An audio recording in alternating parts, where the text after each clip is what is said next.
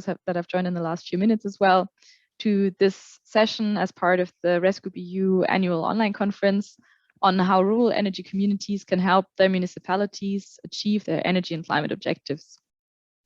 My name is Miriam Castagnier. I'm the strategy manager at REScoop.eu, and I'll be facilitating the session today. And I'm really excited to introduce to you the speakers that we have today. The session today is organized in the context of the ECO Interreg Northwest Europe project, which has been working with rural energy communities for the last few years, and we're going to hear some of their examples today. In terms of the session itself, once I'm done talking, I will pass immediately to the speakers. So we will have a short introduction to the ECO project by Dirk van Sint-Jan. We will then have, we will hear from Lochem Energie, sorry, between languages, an energy community in the Netherlands. Tony Tegelenburg will introduce us to what they've been doing with their municipality. We'll then move over to France, to Énergie Citoyenne en Pays de Vilaine, where Edgar Wolf is going to tell us a bit more about what they've done there. And then we'll travel back to Germany, Oberosfe, and Ulrich Pfeiffer will tell us more about their energy community there. And then we have Pouyan Maleki from the Rural Energy Communities Advisory Hub, a new initiative by the European Commission, who will be able to tell you a little bit about what this initiative will do for rural communities. We've made sure that we'll keep the presentations short so that we have plenty of time for the Q&A. And if you have any questions in the chat at any point, feel free to type them in so that we can get back to them after the presentations. We'll go through all the presentations at once so that you can hear from everybody, and then we'll have an open floor where we will get back to all your questions. So without further ado, I will pass over to Dirk. Good morning, everyone.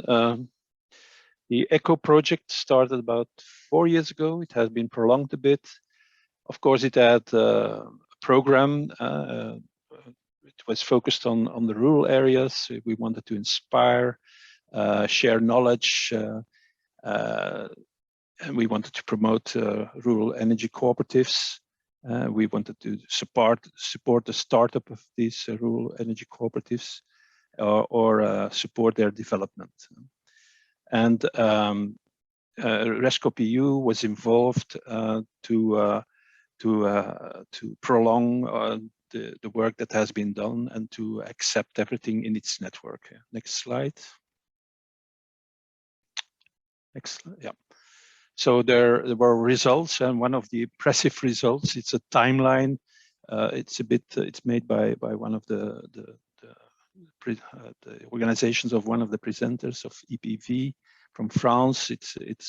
This one is focused mainly on a wind project, and so it focuses on the different development stages there are in a project, and it gives a good insight in the complexity sometimes of how it has been done. So we did a lot of we made a lot of master classes. There's a whole curriculum, more than 40 topics. We did more than 170 dissemination activities, and we organized, unfortunately, only two physical accelerator events. Yes, next slide. So also a prototype of a one-stop shop has been created.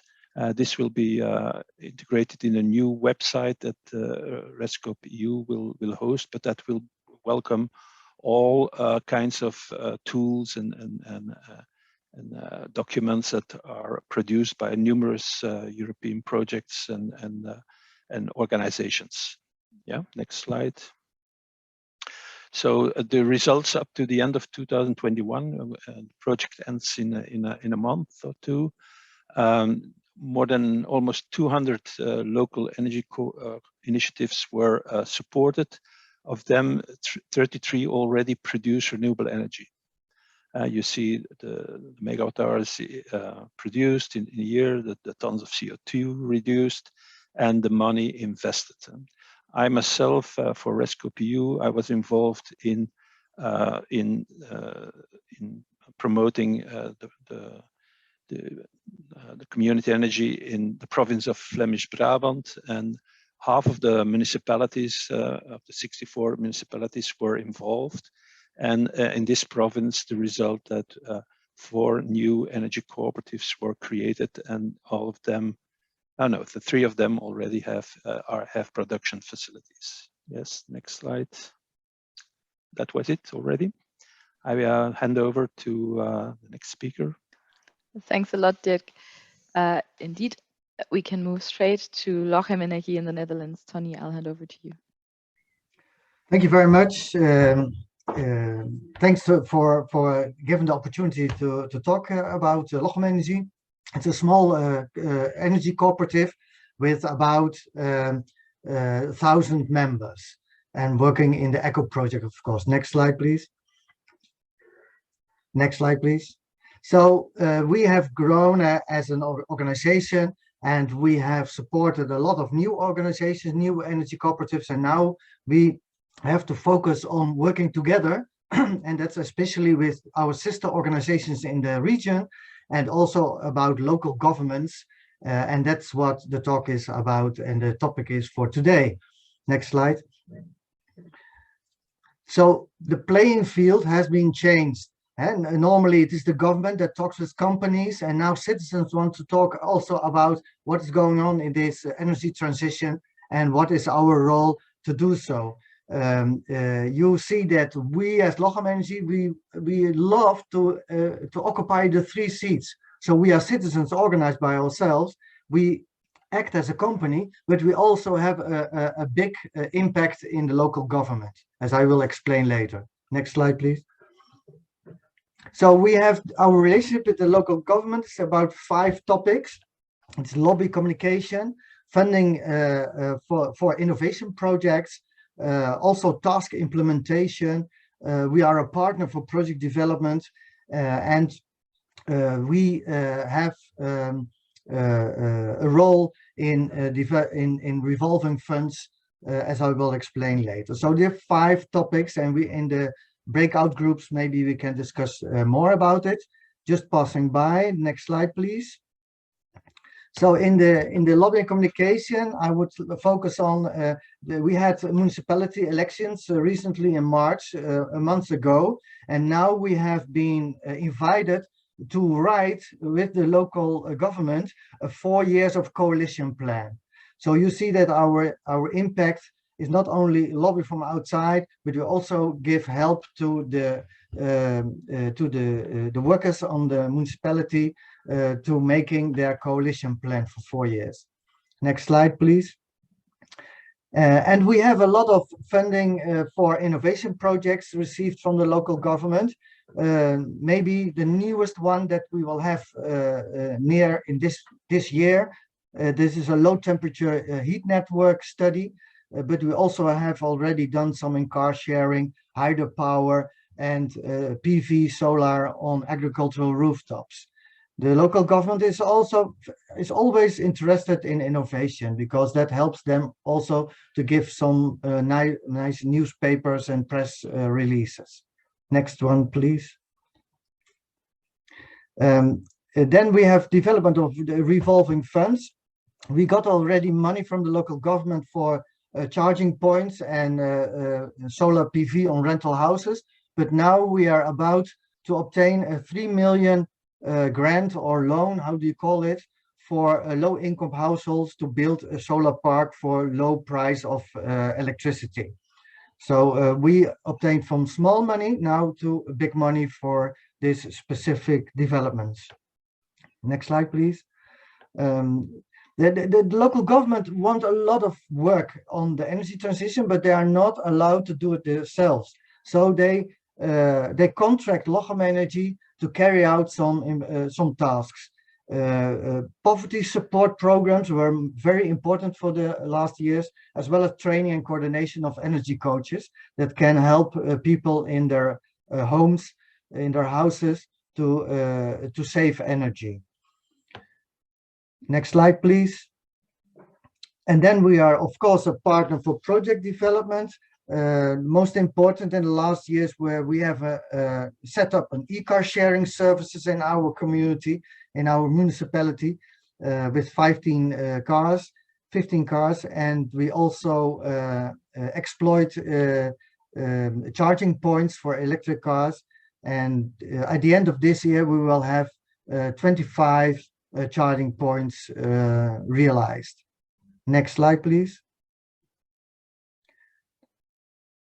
The problem is that we always have little money for little projects. Sometimes, yes, they say yes, sometimes they say no.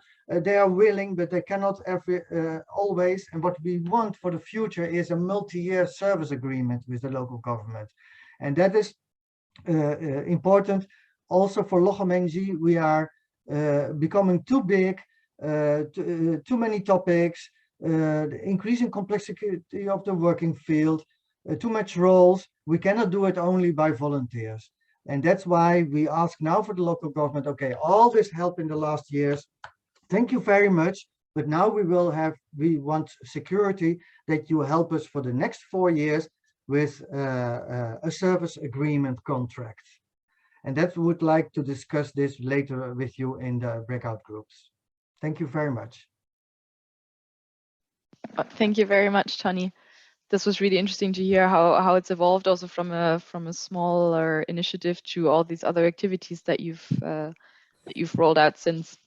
So very curious to hear more about this later.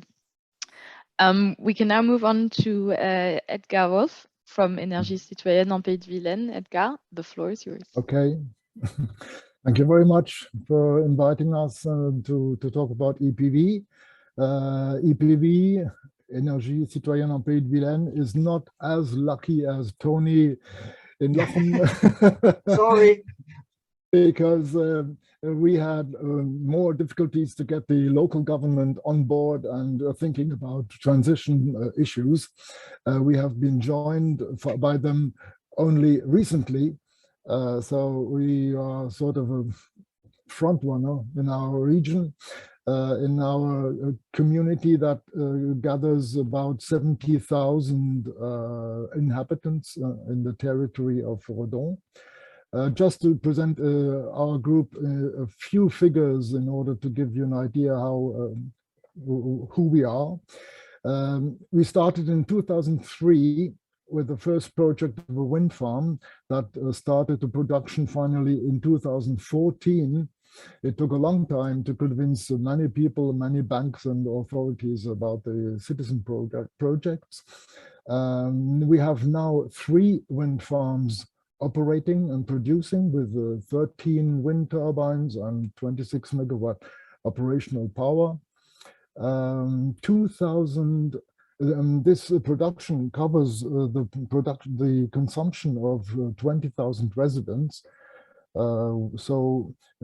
Today we have about 25% of the consumption of our territory covered by renewable energies. We started last year some photovoltaic projects as well in order to create a mix. 2,000 citizens involved, invested in the 3 projects. These are the people we try to motivate and to mobilize to participate in other activities.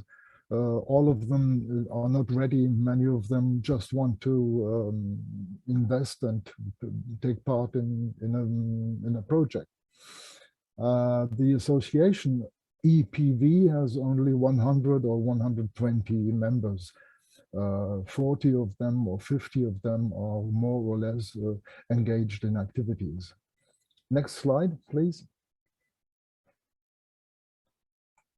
Yeah, these are the groups or companies or cooperatives that are part of our group. In green, the organizations with paid staff.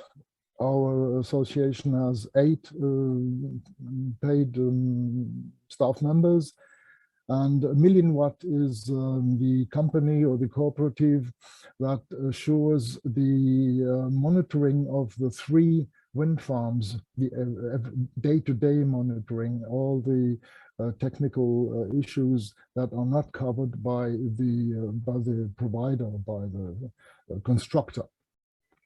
In red, we can see the 3 wind farms operating and producing electricity.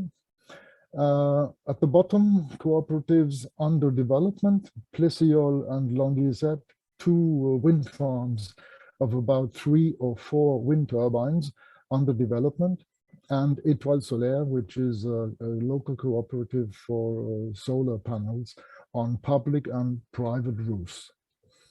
The Citawatt on the bottom right was the first company we created, first cooperative we created, which was a financing or risk capital cooperative, because in the beginning we didn't have any support from the local authorities in order to finance the first technical studies and works on the preparation of a new wind farm project. And we have also EO, which was a former Citawatt Development, an engineering cooperative, which does no longer really belong to our company, to our cooperative, but they are still working with us. So this is about the organization and the structure of our group. What do we do in order to help the local government to achieve and to think about the transition? Of course, we have done a lot in the last years, because it was necessary to develop awareness with the politicians, but also with the people living in our territory. And we have been joined by the local authority and the local government only recently, maybe 2 or 3 years ago. And only this year, the local government is preparing a real global, quite comprehensive engagement on transition issues for the next 3 or 4 years. On our side, we initiated lots of activities and lots of projects in order to raise awareness, to get people engaged, and to show what you can do on a private or company level in order to participate in the transition. We created 2 hiking circuits around the wind farms operating. We initiated ELF, a new project that started last year, an experimentation in order to try to find out what we can do in order to balance the production of renewable energy in our territory and the consumption, because of course there are peaks in consumption and peaks in production, which are not always at the same moment. We initiated REScoop, a car sharing project where private people share their car on certain days and certain moments that they can choose with other people in our rural area. We organize bike challenges,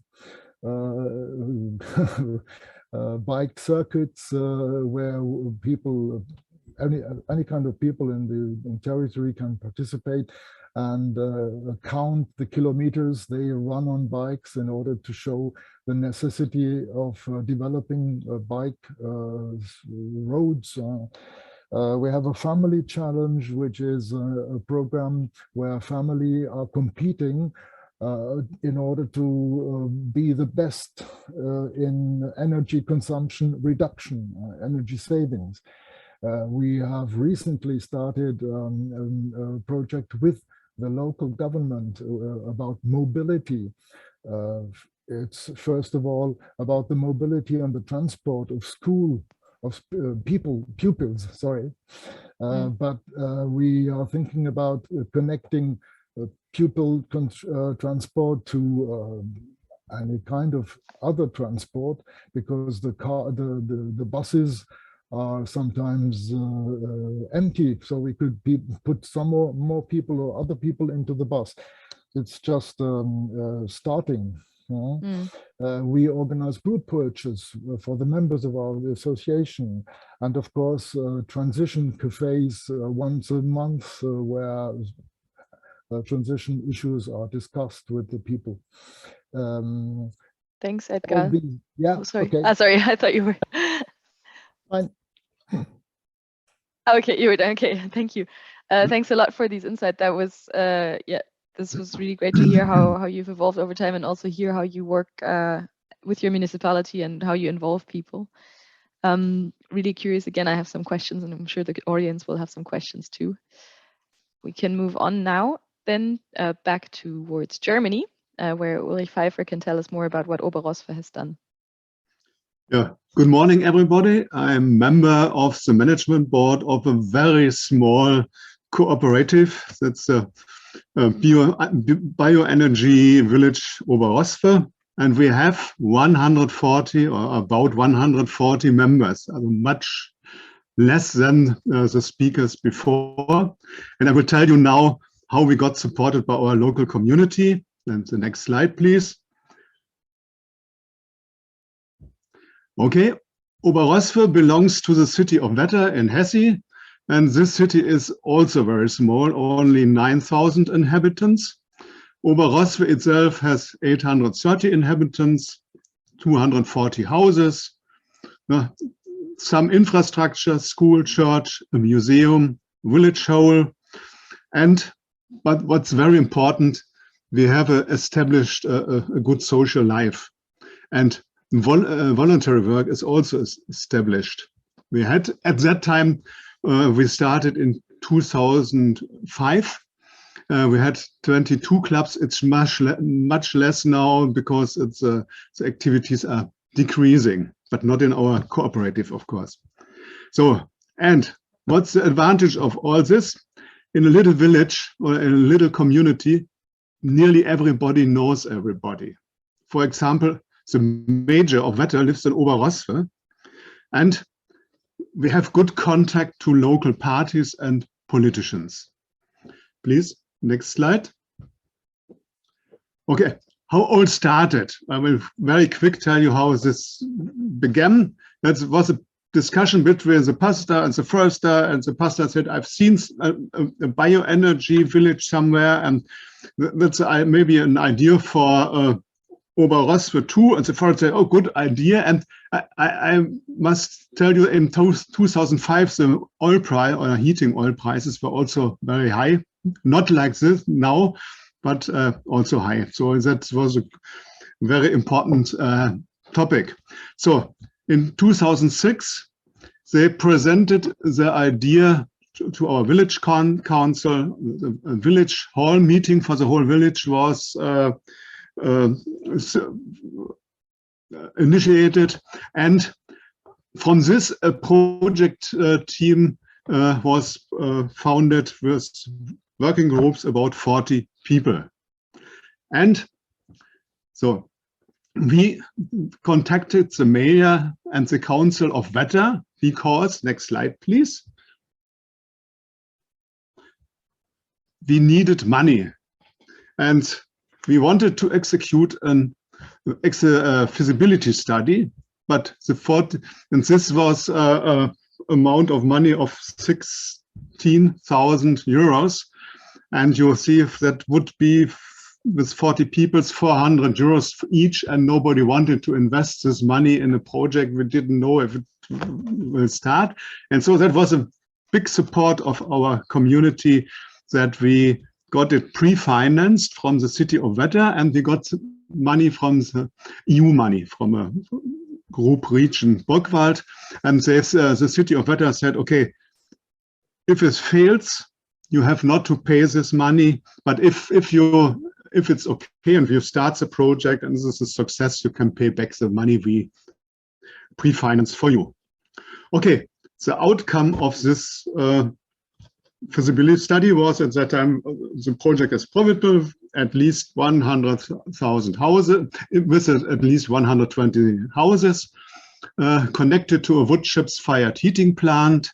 And I forgot to put on the slide, we have also PV on our heating plant and on a couple of rented houses. Okay, next slide, please. And that was a result of all the support we got. You see, we got about 4 million euros to invest, an investment of 4 million euros, and we got grants of 1 million. I think that's a lot for such a little project and such a little village. Okay, thank you very much. Thank you very much, Ulrich. Again, we will have plenty of time to come back to each of these examples in the Q&A in a little bit. Before we do, I wanted to pass the word to Puyan Maleki to introduce the Rural Energy Communities Advisory Hub, as mentioned earlier, a new initiative by the Commission to support rural energy communities. So Puyan, I'll let you explain what it's all about. Wonderful. Thank you, Miriam. Hello, everybody. Good morning.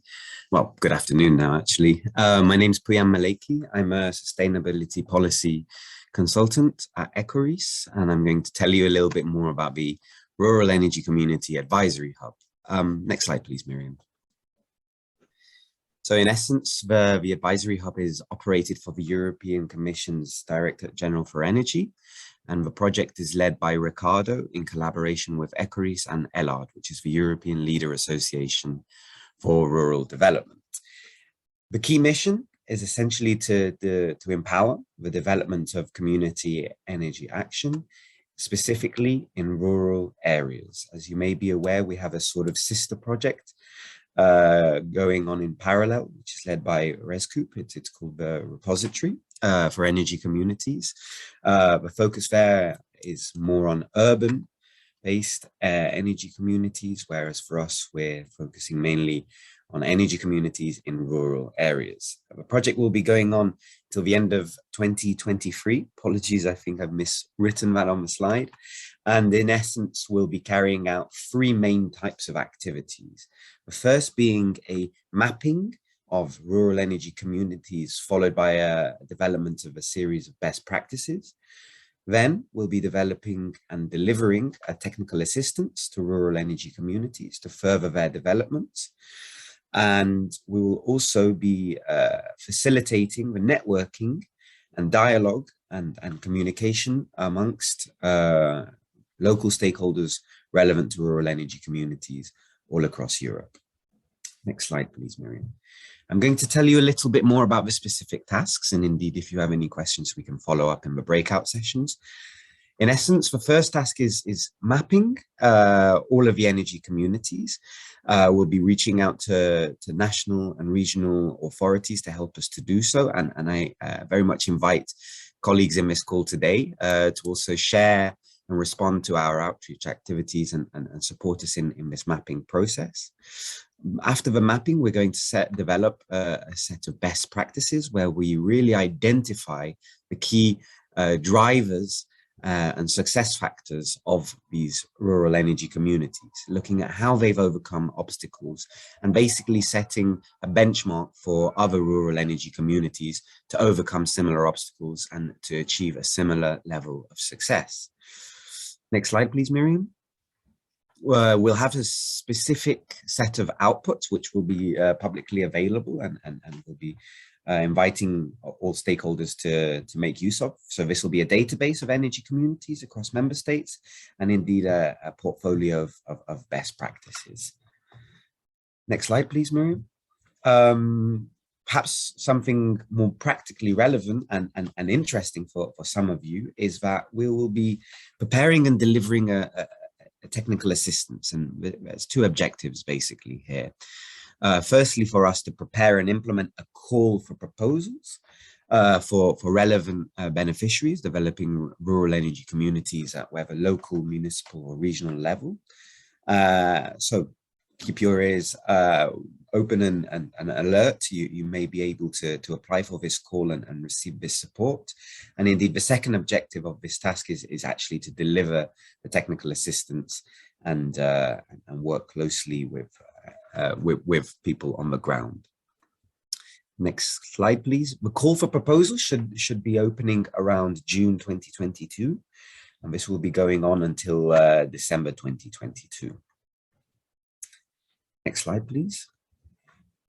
And as a final point, within this project, we'll also be tasked to create a communication strategy to ensure the visibility of the project to local, regional and national levels. Essentially, we'll also be strongly disseminating all the lessons learned, the best practices and all the conclusions which stem from our analysis. This will come in the form of guidance notes, newsletters, and most importantly, a project website whereby we'll be hosting all of this material and encouraging discussion and dialogue between stakeholders. Next slide, please. We'll also be organizing free conferences. This will most likely be hybrid, depending on the pandemic situation and progression. So we'll be gladly welcoming also participants in today's call to join us. Next slide, please. And this is just a little bit of an overview of who's actually involved on behalf of Ricardo, Ecoris and Ellard in the delivery of this project. So we'll be delighted to share more information and indeed the opportunities available from this project during the breakout sessions if you may be interested. Thank you very much. Thank you very much, Puyan. I'm going to stop sharing the presentation now that we can move on to the Q&A. Thanks a lot to all the speakers. I'm sure people already have some questions that may have come up during the presentations. I propose, since we're actually a manageable group for now, so I propose that for now we can stay all together. And if people from online have questions to the speakers in the chat, you can post them there and we'll make sure to put them through.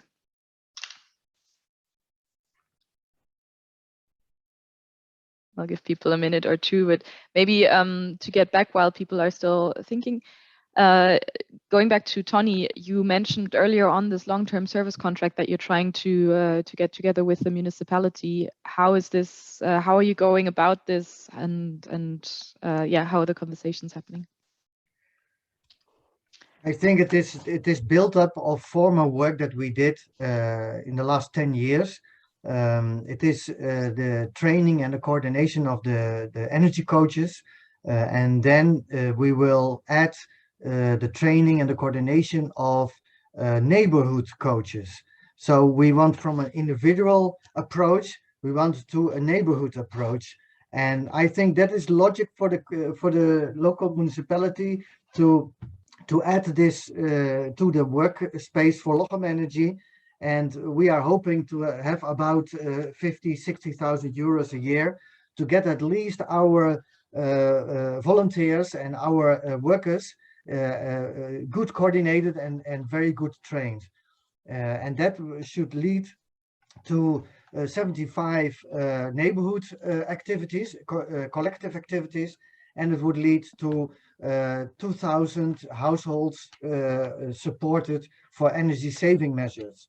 And I think that are good numbers for the local government. We can show that it have impact, but we cannot do it without some coordination and training money. So I think this is what we are trying to do. You should know that big windmills and big solar parks are not very popular in our communities, rural communities. We have too much of these. And so there's an idea that let streets, neighborhoods, villages decide themselves how they can contribute to the energy transition. And that is what the local government should support, and we can help the local government with this. Thanks a lot, Tony. I can see there is a question from online, from Teresa Lopez. How do you raise money besides the contribution from municipalities and the government? I think different people can maybe answer this question. Maybe Uli or Edgar, do you want to go first? Okay, then I start. In Germany, we have this so-called KfW Bank, and that's the institution where you can request for money for environmental projects, for energy saving projects, that's which are supported by the government. And that's all I can say to this. Thank you. Well, we can get money from local authorities, regional authorities, and national authorities. Most of our subsidies come from regional authorities, which are governed by the central government in Paris, because from downward organization centralized, although we are working on decentralization at the same time. There is quite a change. There has been quite a change in recent years, because subsidies are no longer given for the operational side of the institution, of the association, for example, for the organization, for the administrative work, and so subsidies are limited to projects. So we quite often are candidate for tenders, to give tenders for projects, and sometimes we are selected and sometimes we are not. Well, I can add to that. Thanks, Edgar. It depends on what type of money you need and which is the destination for the money. If it's about innovation project, I think Lochem Energy is famous about and well known in the Netherlands and Europe, although we are a small organization, because of the innovation projects. And then you got money from innovation research projects with universities, governments, big enterprises, whatever. And then we are like the playing field where it's happening, where the tests are carried out. So we are famous about this. It took us not so much time to get money for this, but not all energy cooperatives are ready to do research with their own members and clients. We have done it and we are successful in this, not for everybody. But also we have money from our members. I think in totally, our members have now invested 250,000 euros in projects. So it is also that we are a rich country, we have rich people, we have people that know that they have to contribute to the energy transition, and they lend us money with an interest rate about 3 and 4%. And that is far higher than what you can receive in the bank. Yeah, money from our members is a very important share of the investment money that we receive. Thanks, Tony. I was going to get back on the point that you mentioned about the membership contributions as well to Uli, because you showed us the numbers, and there's actually quite an important amount as well raised through, like that you mentioned as your own capital. How did you build this? Yeah, okay, I forgot this. Everybody had to pay 6,000 euros for joining the cooperative. Okay, that was one part. 1 million, about 1 million of our 4 million we had to pay. Quite a considerable amount. Is the share still at the same level today, or? No, it's higher. It's now 10,000, because everything, it's now 12, 13 years ago when we went live. And I think it's much more expensive to connect some new people to this, and etc.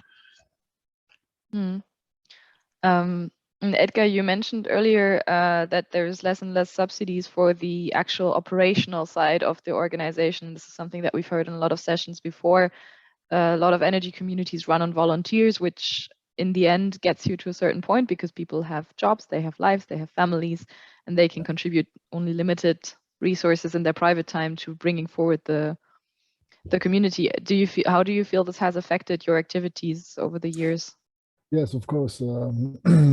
Volunteers become tired over the years, and we are lucky that we can regularly find new volunteers to take part in the organization and the different activities. As far as the financing is concerned, I should add two aspects that are less important today, but they are still growing. We sell services to companies, to the local government, and the association invested in every wind farm project. So we now start getting dividends from the different projects, and these things help us to fill the gap between subsidies and expenses we have. Mm. And then Of thinking, course, volunteers do a lot of the work, but we've got an important staff, paid staff, and that works very well and is very efficient. yeah. So from what you just say, I mean, thinking also of what Puyan just told us about what the Rural Energy Communities Advisory Hub is going to do, it sounds like, especially in the beginning stages, it's quite an important thing to have to get resources relatively soon in order to be able to move forward, especially starting communities.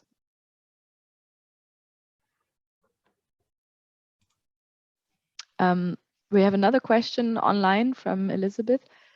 Could the panel comment on the reliance on volunteers in many cases for the development of a renewable energy community, and how do you enable the people on the ground? Okay, I can see that she said the question's already sort of answered, but if there's any more that you want to add. No, I think we are a volunteer organization by itself. So it is not, if we talk about professionalization, it is not that the volunteers will be in the future all the work by paid employees. The idea is that they maintain and they get a role. It is very important for us as an energy community to decide what is the specific role and task that the volunteer can do, and that it must be a task that can be done for a long term or a short term, but it is determined, and then you find volunteers.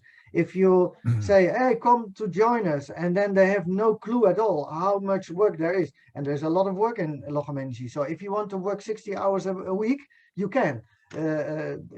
Happy to do so, but not everybody is allowed to do so. So I think volunteers is important, will remain of big importance. Also because we have seen that if you change from volunteers into professionals, then there is, like in our organization, in the community, you have some struggle about this. And so why is needed? So then we say, no, the work on the floor is done by volunteers, but the coordination and the training, of course, yes, that could be done by paid employees. And if we work in a project, of course, we have a project coordinator or a project leader that has to work on the project. If not, it cannot be done by volunteers alone. Dirk? As far as our situation is concerned, we always start with a volunteer group for a new project. Yeah. All the wind farms started with citizen groups of maybe 5 to 12, 15 people mobilized and motivated from the beginning. And little by little, each group gets more competencies, learns by doing. And the project carriers are really, after 2 or 3 years, they are specialists in technical questions, legal questions, and so on. Of course, they get assistance by specialists, but they learn a lot and are able to manage the project even when the production has started, because the governing board of each wind farm is volunteer work. There's no salary, no paid staff in the different projects. The meetings and all the work about the management of the wind farms is done by volunteers. That's very, very important. And it's very important to us to start a new project with motivated volunteers. Thank you, Edgar. I think, Dirk, you also had your hand up. Yeah, so indeed, I myself, I was one of the co-founders of EcoPower more than 30 years ago now. So, and I was the first half-time employee 12 years later. But when we look across Europe, and I think it's a model that we see here and there, and then now now that the European Commission gave us definitions and that all member states should enable the growth of energy communities across their countries. An interesting model might also be what like one of the members of REScoop.eu, Energy for All, has been doing in the UK, is that at the local level, there's a sort of project cooperative run by volunteers, but all the administration, the raising the money, how to do it, organizing the AGM, is done by a sort of umbrella cooperative of cooperatives. So, and there you have people who are employed, who are used to doing this, and also look at the technical things. So another model is that this is done by a public. We've been in the Czech Republic, in Prague, where the city of Prague intends to offer this service to the energy communities in the neighborhoods, so that the people, the volunteers, can concentrate on what they really want to do in their neighborhood, and that the more tedious part of the job, like the administration and so on, is done by this sort of organization that is supported by the municipality. So I think it's we see models coming up also in the Netherlands. I think, Tony, all the different federations, they joined, and there's at the center. They centralized the people who really work, who have a job, and so that the work for the local rural energy cooperatives becomes easier, I think, and that you don't have to know everything about the wind farm, that you can rely on the work of others where they have engineers in the movement. So that's also what my cooperative has been doing. We have a lot of projects together with the smaller ones who don't have engineers. So in my cooperative, we have more than 50 people employed, and there are 12 engineers. So they don't have to they don't have to specialize in how to develop a wind farm, because we can do it for them, and so they can specialize on reaching out to the local people. In my slide, sorry, Uli. In my slide, the first slide, it was like cooperation and working together with at the regional level with sister organizations. I think this is very important in the Netherlands now. Lochem Energy cannot do it alone. As I told you, we are now for the energy saving counter, for project development, a team of project developers, and some other topics, communication. We can learn from each other, we can copy from each other, and then it makes life a lot easier. So yes, we have seen that we are very good organized at the national level, we are very good organized at the local level, but in between, there's something like a gap of organization. Should it at provincial level, it should not too big, because you want to influence and you want to feel ownership of this regional organization. It is a cooperative of cooperatives. So I think in between 8 and 15 cooperatives in a region could be very useful to have for these services to your own local organization. Thank you, Tony. I saw, Uli, you had your hand up, and after that we have another question from the audience.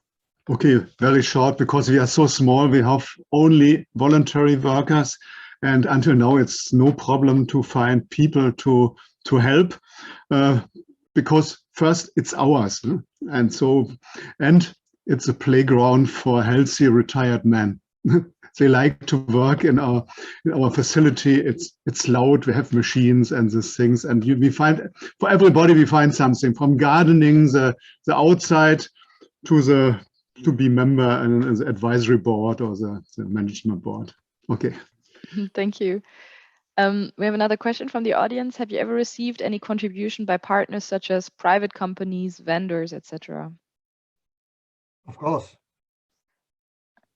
Who wants to tell the audience more. Yeah, I can show you some examples. We have worked with a national bank, the Rabobank.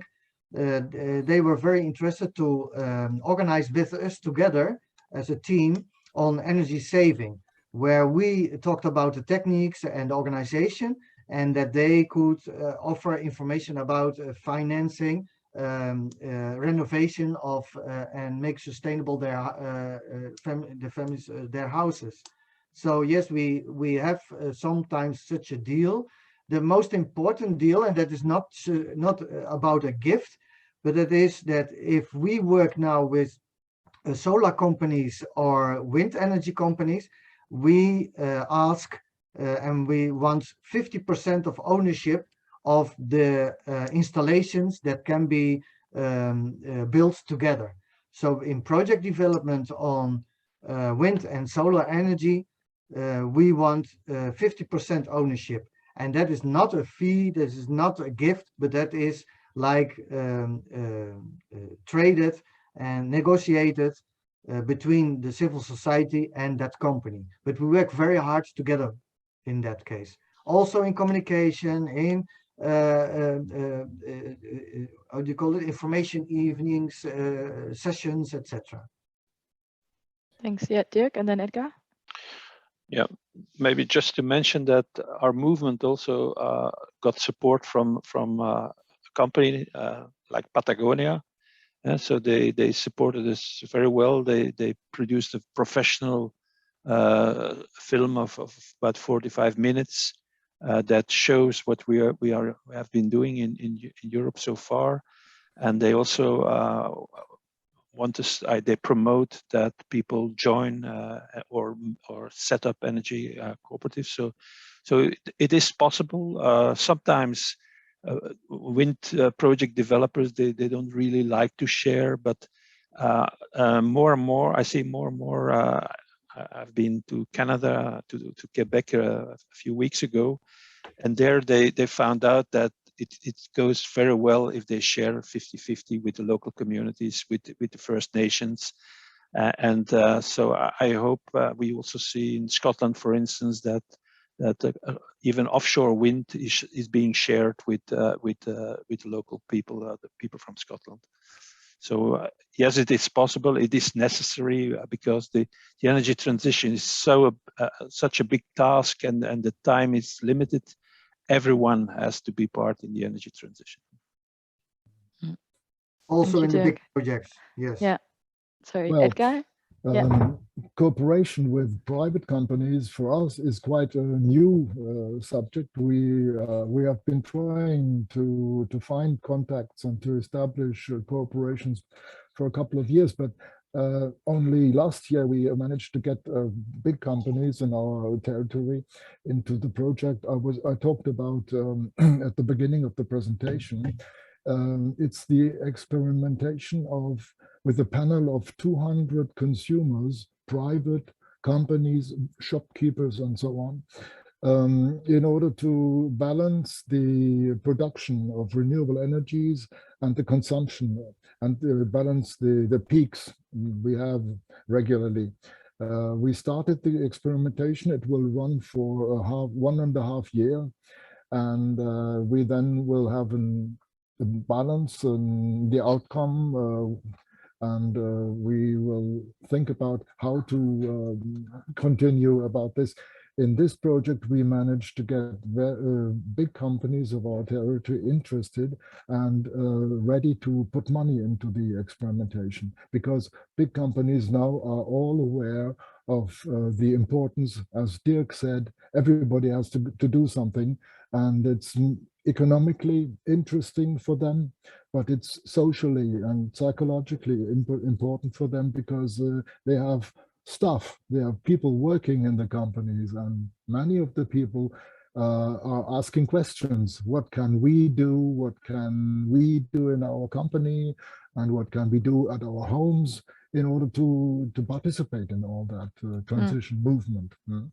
Yeah.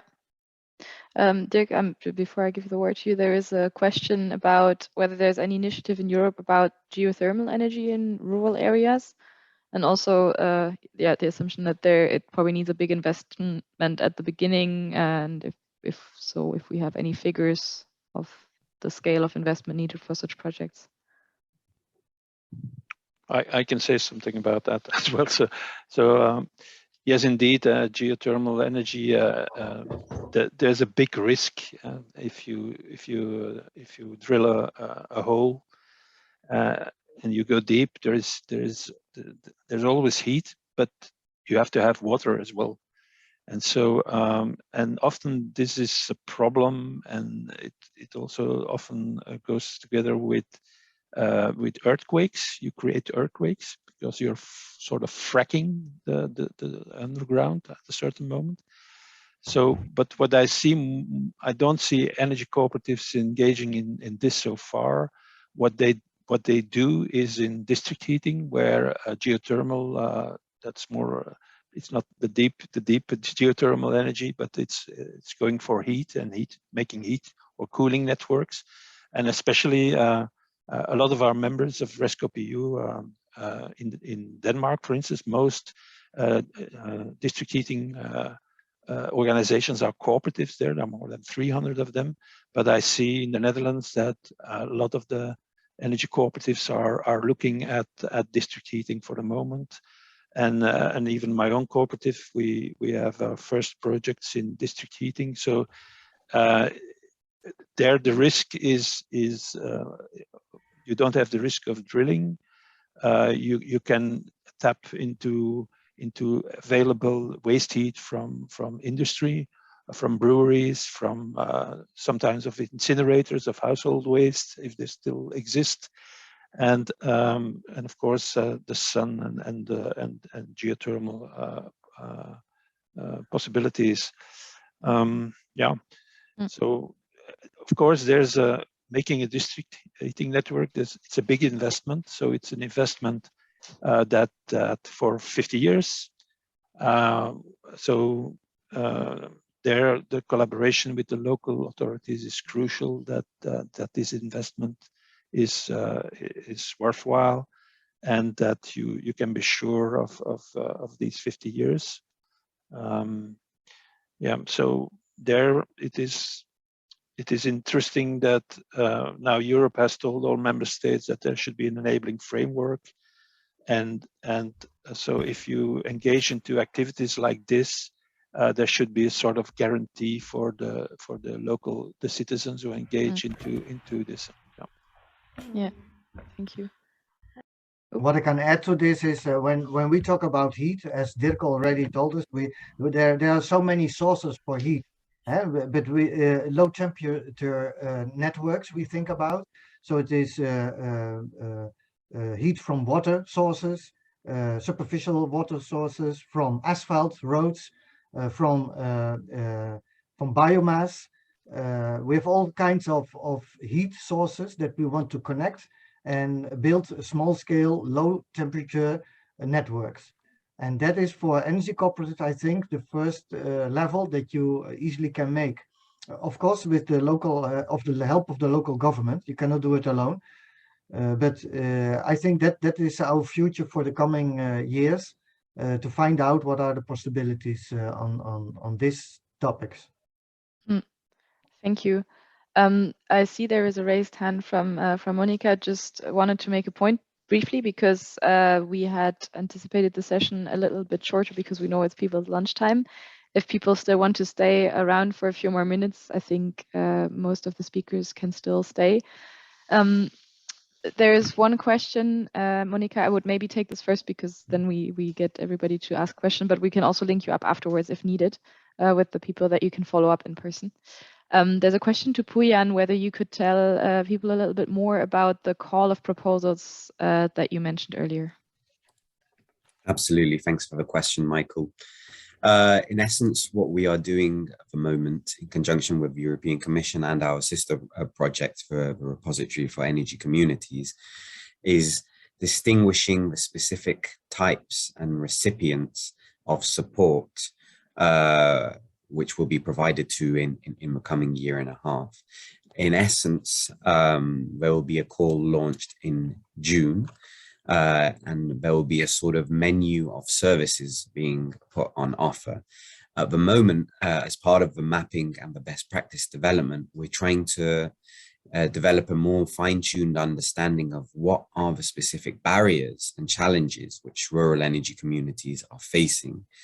And on the basis of the conclusions of this analysis, we will offer something in the region of 6 or 7 different types of support. For example, supporting the development of business models, or how to access certain European funds in order to facilitate the establishment of rural energy communities. So this is a little bit of a flavor of the type of support we'll be providing. And then, yes, indeed, the call will be open to all rural energy communities. We're also in the process, together with DG Agri, the Director General for Agriculture, of defining exactly what a rural energy community is, and thereby who would be what types of energy communities would be eligible to apply for this service. So I hope this gives you a little bit of insight. We're still in the process of defining exactly who can receive the support and what type of support that will be available. But the call will be expected to be launched in June. We'll be sure to disseminate it through various channels, including, I'm sure, REScoop's channels. So I'm sure if you're participating today, you'll receive the information in some form or another. And indeed, please do anticipate the launch of our website, where you'll be able to follow more closely our activities. And indeed, we will also be launching a newsletter whereby you can also follow the specific activities and indeed the services which you may be able to benefit from. So feel free to reach out to me bilaterally, as well by email, puyan.maleki@ecoris.com, if you wish to receive further information on this topic. Thanks a lot, Puyan.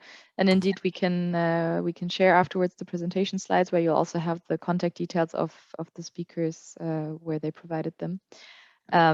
I want to get back to Monica quickly before we close, because I know you had a follow-up question, and I also see that you are from the City Council. So this is actually quite an interesting perspective there as well. I wanted to ask, first of all, of course, please do ask your follow-up question, but it would also be interesting to know, having heard what the speakers told us today, as from a City Council's perspective, what are the things that you think maybe keep a municipality still from engaging and supporting energy communities, or what are the things that you've heard today that are quite encouraging for you and that would make you want to go more into this direction? Okay. First thing, regarding my previous question, do you hear me well? Yes, so regarding my previous question, it's because we are working right now in district heating network for an energy community in a town near Vitoria-Gasteiz. Vitoria-Gasteiz is a municipality in the north of Spain, with 15% of its surface is urban and 85% is rural. So we have quite a huge extension of rural area.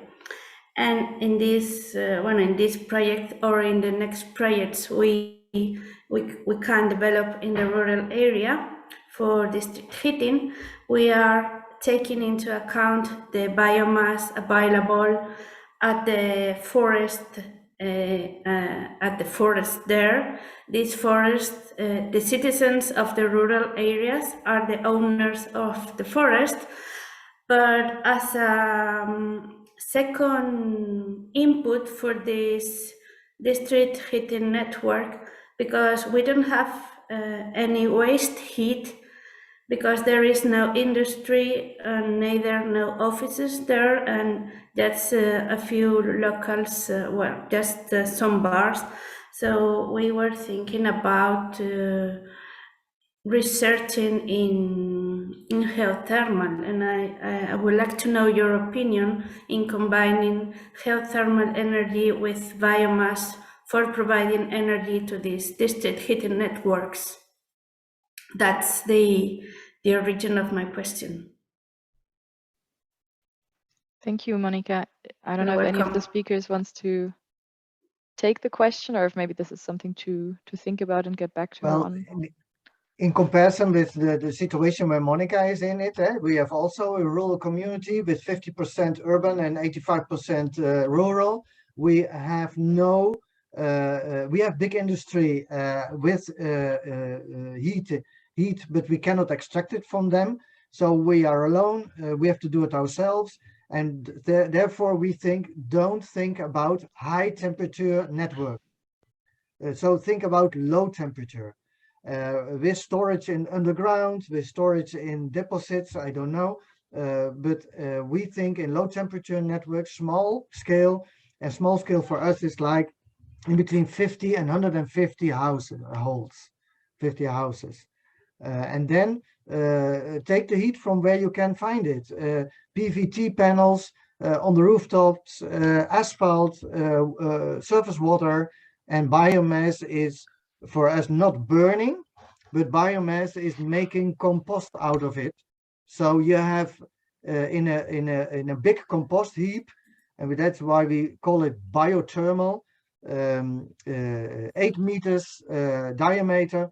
You can have up to 5-6 houses, especially for rural areas. Very interesting.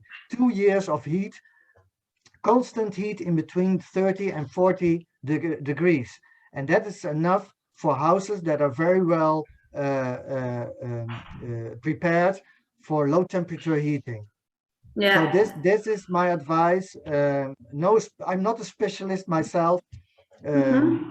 We can chat in Spanish if you want later. Okay, thank you. Yes, we can stay in contact later. Yes, that was one of my ideas, just developing low temperature district heating, because there is no need to put water near to 80-90 degrees. Yeah, exactly. Derek, maybe a question for you. Would it be interesting for REScoop to organize live or Horizon or Interact program on this small scale, very, very small scale, very low temperature district heating?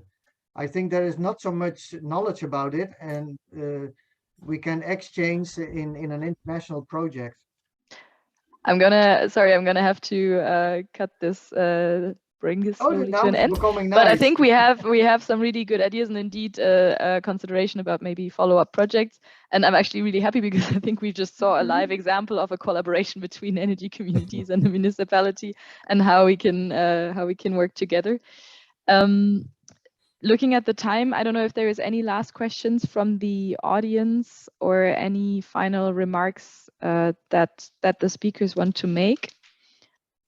Otherwise, I would thank everybody very much. I think there's a lot of, for me at least, a lot of things that came out in terms of the types of projects that energy communities do with their municipalities, things that we've learned about the level of involvement of a municipality and how they can contribute, and maybe also how to bring them on board over time.